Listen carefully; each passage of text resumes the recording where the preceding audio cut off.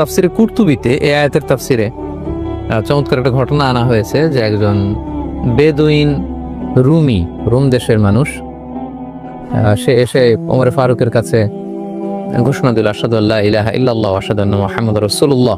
ওমর ফারুক বললেন, ঘটনা কি? তুমি বেদুইন অমুসলিম হঠাৎ করে মুসলিম হলে কি দেখে?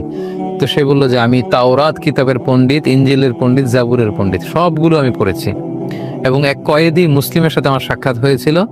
সে কোরআন তেলাওয়াত করছিল, করতে করতে এই আয়াত যখন আসলো এটা শুনে আমি দেখলাম যে তাওরাত, ইনজিল, জাবুর পূর্ববর্তী এ সমস্ত আসমানি কিতাবের মধ্যে যে সমস্ত দিক নির্দেশনা আছে তার সবকিছু আল্লাহ তাআলা এই আয়াতের মধ্যে তুলে ধরেছেন। সুবহানাল্লাহ বিহামদিহি। ওমর ফারুক বললেন কিভাবে? তখন সে আয়াতের ব্যাখ্যা করলো যে ওমাইয়াতি আল্লাহ, যে আল্লাহর আনুগত্য করে, এর দ্বারা উদ্দেশ্য হচ্ছে যে আল্লাহ দেয়া ফরজ বিধান মেনে চলে। ওয়া রাসূলুহু, এবং যে রাসূলের আনুগত্য করে, এর দ্বারা উদ্দেশ্য হচ্ছে যে রাসূলের সুন্নাত মেনে চলে। আল্লাহর দেয়া ফরজ আইন এবং রাসূলের সুন্নাত যারা মেনে চলে। ওয়া ইয়াখশাল্লাহ, আল্লাহকে ভয় করে, ফিমা মাদা, তার পূর্ববর্তী জীবনে যে পাপ হয়েছে, অন্যায় হয়েছে, ভুল হয়েছে, এগুলোর ব্যাপারে সে আল্লাহকে ভয় করে, আল্লাহর কাছে ক্ষমা চায়।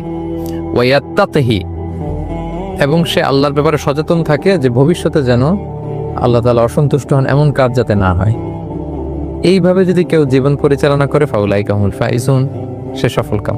সুবহানাল্লাহ। আল্লাহর দেয়া ফরজ বিধান মানা, রাসূলের সুন্নাত অনুযায়ী জীবন পরিচালনা করা, পূর্বে সংঘটিত হয়ে যাওয়া পাপের ব্যাপারে আল্লাহকে ভয় করা, ক্ষমা চাওয়া, এবং ভবিষ্যতে যাতে পাপ সংঘটিত না হয় সে ব্যাপারে আল্লাহ সচেতন থাকা। এইভাবে যে লাইফ লিড করবে, যার লাইফস্টাইল এরকম হবে, সে ফাইজুন, সফলকাম।